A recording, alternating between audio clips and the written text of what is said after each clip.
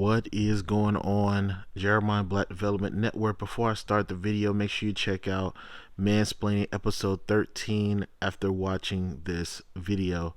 Now, y'all knew I was going to make a video about this. To be honest, I had a hard time finding it, but I actually found the podcast. So I decided to go through and have a discussion of the podcast. Now, let me also say that I get why women are upset with these types of men with these platforms, but we're going to go through it and critique, and I'll save my best for the end. But I want to start with the viral point first, and then I'm going to work my way through the content. I want you to do stuff that you enjoy, but like I'm not pressing about like, oh, you need to make 300, 400K a year. The amount of people that can even make that kind of income is so minuscule. That's what realism is kicking in at. Yeah, no, for sure. And it's like, hypergamy is real too. So like most like women date across and up, social dominance hierarchies, and men date across and down. So as men rise up, you have nothing but more options. As women rise up, they have very smaller options. And also a lot of the things that get them to those points negate them. The guys that are in the same space, they don't want that. They don't want it because they're like, oh, you're combative. And like, you feel like you need to be a boss and all this other stuff. And like, you telling me what to do. Right, and I love you, and I think you might be great, etc. for somebody else, but you probably need a Robin. It's crazy. You don't need a Batman. I actually had a woman. Tell me. She says, I got a good job. I make very, very good money, and she says the only thing I need now is a man. It's like, yo, it's like who wants you? Who wants you? You're right. Like once you have achieved these things, you have unfortunately disqualified yourself. Ooh, and shit. And what it is these and this is the thing. I'm not blaming women. So he also tries to clean this up at the end and say, I don't blame me. I don't blame women. I blame these men or these Negroes. But the insecurity coming off of this clip is ridiculous. But first I'll focus on the word combative. Personal experience with women that earn higher wages are not typically combative. They're passionate in what they do, and they're in a male-dominated competitive market most times, and they make their own money. So imagine you've been making your own money this whole time, and you just want some random guy to come in who makes either the same or not the same as you to tell you what to do. That doesn't make sense. But the part that I find funny with these guys is these guys see themselves as alpha males, the breadwinners, the leaders of the family. And leaders normally can use any resource, including a woman with a higher wage, in order to bring success within the family. To admit that you date down as a black man in order to perceive yourself as the head of the household is loud and embarrassing.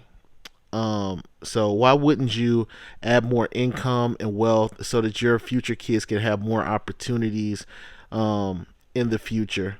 That doesn't make sense. There's no logic in that conversation.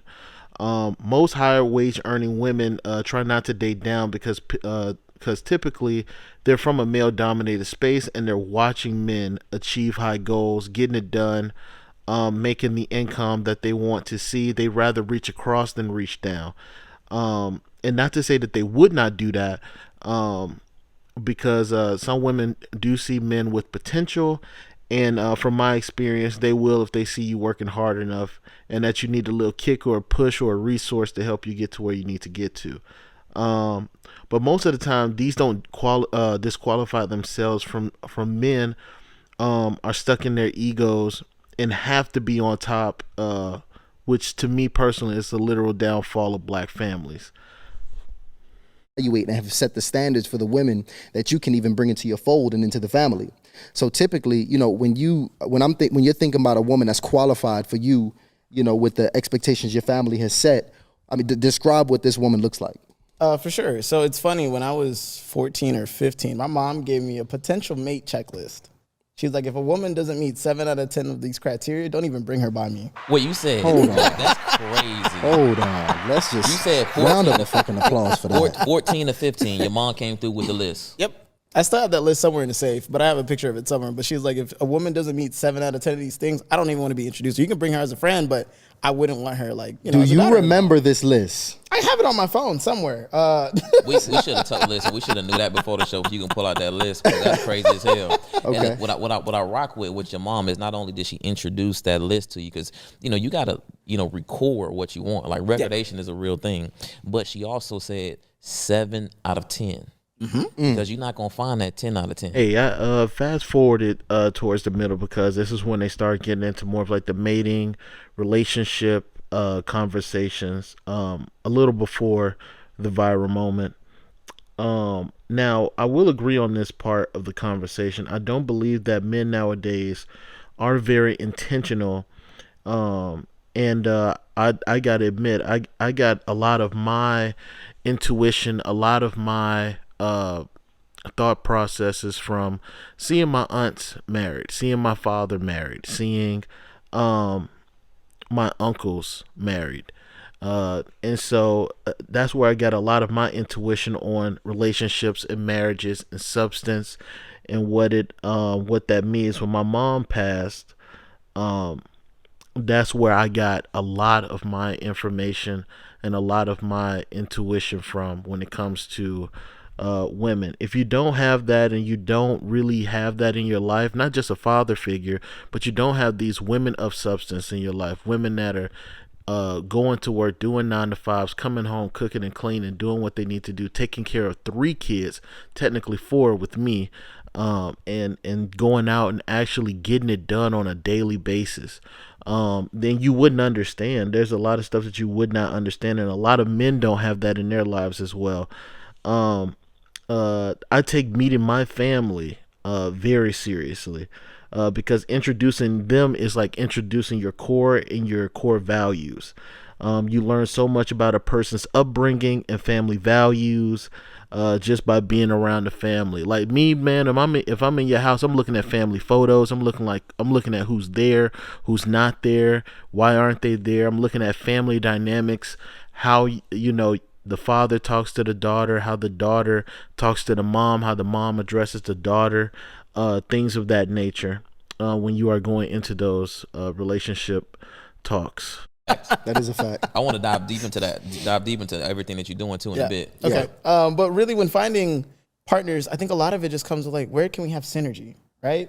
Where can there be synergy? Where can you not take away from the other things that I'm focusing on? Because for a lot of us, unfortunately, it's just a hard reality if we don't have timelines.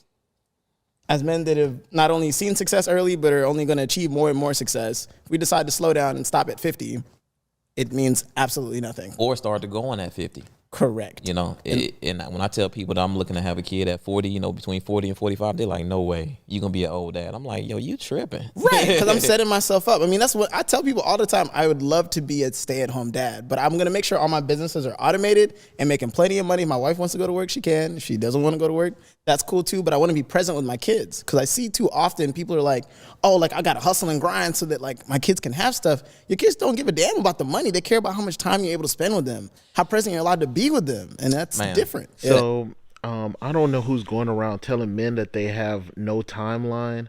So let's talk real quick. So yes, it is possible for men to give sperm, create a child with a woman. Whereas women, once they reach 35 and up, it becomes more dangerous for some women to have kids. But apparently Kiki Wyatt is immune to that shit. But health-wise, for men, we do start our aging process in our 30s. Just because you can produce sperm does not mean at the age of 45 to 50 you'll be able to run around with your children.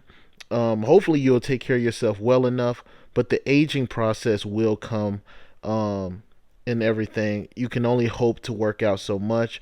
And let's be real, bro. Like, we're not like, we can say this shit at 20 and 30. Man, I know 50-year-olds who were running around doing what, in their 20s and their 30s, they were running around rampant. When they hit 40, 50 years old, they slowed down.